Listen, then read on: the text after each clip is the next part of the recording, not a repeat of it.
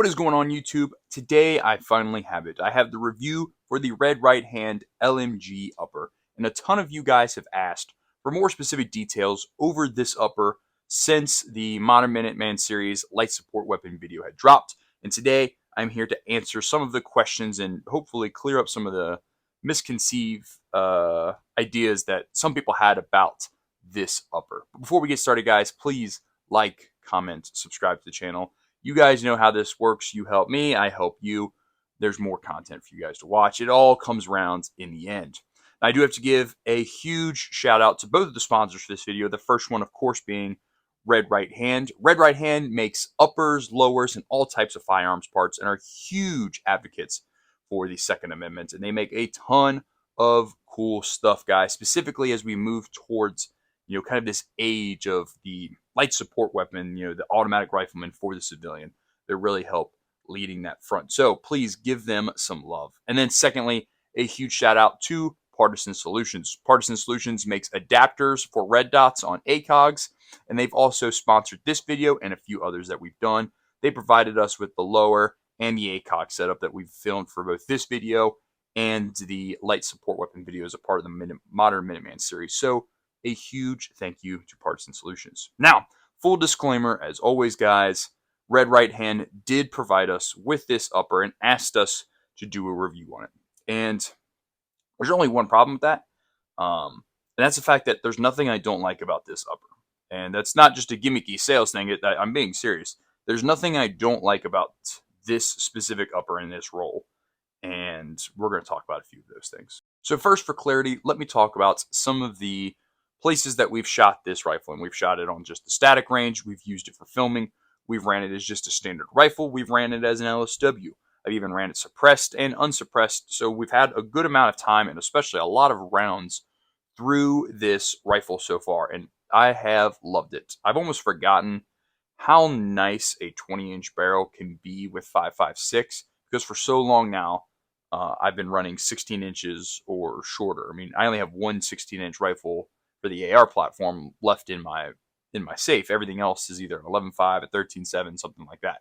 So getting behind a 20-inch barrel again was really neat, and just to see how much smoother everything is as you extend this barrel. Now, as far as the kind of automatic rifleman LSW front goes for this, you guys saw a lot of it in the Modern Minuteman series video. If you did not, go check it out. I'm sure somewhere at some point in time throughout this YouTube video, it will appear on the screen. I'll probably link it down in the comment section below.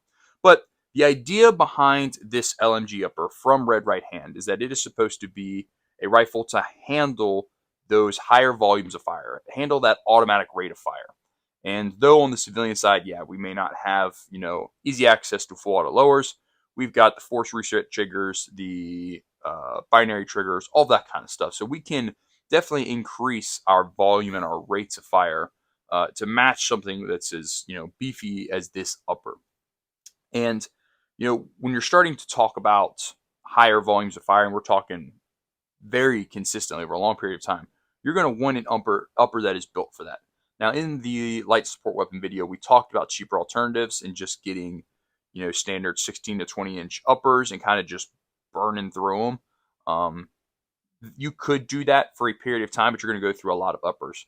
Or you can properly train and, try to mitigate that problem by getting a well-built, purpose-driven upper to begin with. So let's talk a little bit about this rifle, because there's a lot of people commented on the last Modern Minuteman video saying, so it's just a AR with a bipod. That's yes, but no. No, but yes.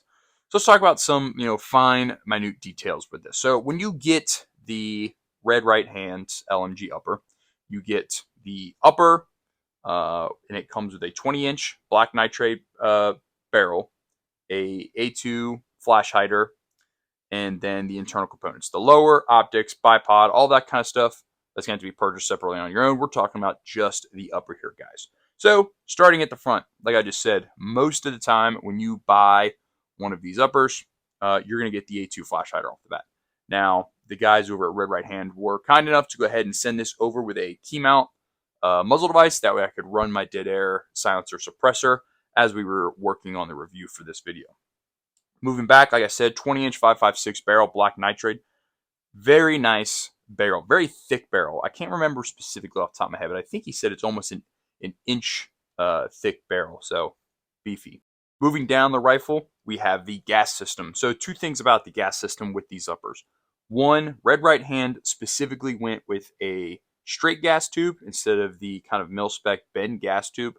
Uh, Pretty much their research came to that it was a failure point in a lot of gas tubes, specifically ones that were dealing with higher volumes of fire in this platform of the weapon. And they found that the straight gas tube would help prevent that a lot more and help prevent that heat buildup. So we have a straight gas tube in this. Again, no problems with that I've seen from my part. And then we have the adjustable gas dial on the front of the quad rail. Now, what this does is you're able to kind of adjust how your gas tube interacts with based on what you're trying to do. So for instance, when I put the suppressor on here, I back down my gas tube a little bit, and it kind of helps with your recoil management, your blowback, and all that kind of stuff. So definitely something I wish I could have got more time behind adjusting the gas system and kind of playing with that based on maybe 55 grain versus 62 grain, suppressor, no suppressor. But they did give us a little bit of a cheat sheet, and we were able to play around with that a little bit. If this was something you were shooting full time, definitely something that you would want to be very familiar with, but a tool in the toolbox nonetheless. We have a 14-inch quad rail. I believe this is a Midwest Industry quad rail, very beefy. If you followed my page for a while, you know I'm a big fan of the quad rail. Quad rail makes everything easier. They're just beefy. They're not going to fail on you. Everyone's going to comment now the time they had their quad rail fail on them, but quad rail is the way, although I've recently started diving into the M-LOK side. Now, diving underneath the quad rail is something that's been kind of a topic of discussion in the last video that this rifle was in, and that is the heat mitigation system. As some of you guys saw from the last video, when this barrel really starts to heat up, especially on that summer day we were doing the big review on this, we poured water across the rail system and, of course, onto the barrel to help cool it. And a lot of people said, won't that compromise the integrity of your barrel over time? And Red Right Hand specifically responded to a few of these comments on the YouTube video. He said, no. The way that this heat mitigation system works is essentially a system of rings and coils around your barrel and your gas tube. So not only are you dispersing heat away from your barrel and gas system to begin with, but you're also, when you pour water on here, you're not pouring water directly onto your barrel. You're technically pouring it onto the rings that make up the heat mitigation system. So the integrity of it is not necessarily going to be in question. Not to mention, again, inch thick barrel, beefy boy. So we're not going to be worried about that. Now, I wouldn't suggest just dumping a gallon of water on it and just constantly running 1,000 rounds through it as fast as you can and then repeating it. But for reasonable use, yeah, you could dump water right along the rail, good to go, no problem. Now, moving back into the upper, we do have Red Right Hand specific bolt carrier group in here. If you're going to be building out something that this rifle is intended for, like some sort of automatic rifleman roll, you're going to want a bolt carrier group that's going to be rated for full auto, and it's going to be able to keep up with that higher volume fire and that rate of fire over time. So we have Red Right Hand's bolt carrier group in here. And overall, just moving backwards on the rifle, one thing you think about, especially with suppressor use, is gas blowback. That's something a lot of people talk about with suppressors. I did not have that problem as much. I'm not sure if it equates to the straighter gas tube. That longer barrel, you have a little bit more time to get off. So not as much of a problem here. Big fan of the bolt carrier group. I don't think I had a single, in the big range day video that we did, I think we did about 12 or 1,300 rounds through this rifle alone. And if I remember correctly, we did not have one malfunction. I believe we had one issue with a specific magazine, and that was the KCI 100-round drum mag. But all of the D60s and all of the P mags and metal mags that we put through this, it ate through it, no problem. We had no malfunctions with this rifle. And that's a lot of rounds, and it was a hot day. And this rifle was cooking, to say the least. Now, one cool thing that Red Right Hand is doing right now is the custom LMG. So when they had just their standard LMG upper, it was the 20-inch barrel, 1-7 or 1-9 twist with the A2 flash hider. Now kind of has like a custom option to it. So you can choose from a different series of rails. You can choose from a different series of muzzle devices. You can choose a few different things to kind of customize and build this out the way that you want. If you guys remember from the video, our Klein machining upper that we had in there, that was M-LOK. So it was kind of nice to put it up against the quad rail. So if you're somebody that is going to like something other than the classic quad rail, there's an option for you. It's going to be kind of a weight to durability trade-off. I personally think that most modern M-LOK rails are not as much of a concern at this point as it used to be when they first came out. But it's just going to depend on what you want. At the end of the day, if you're carrying this for an automatic rifleman setup, kind of like an IAR clone or a true LSW build with a D60 or a 100-round drum, and then 10 to 14 mags in your chest, you're going to be carrying a lot of weight anyway. You need to be a big, strong, tough boy. Regardless, guys, upper, love it.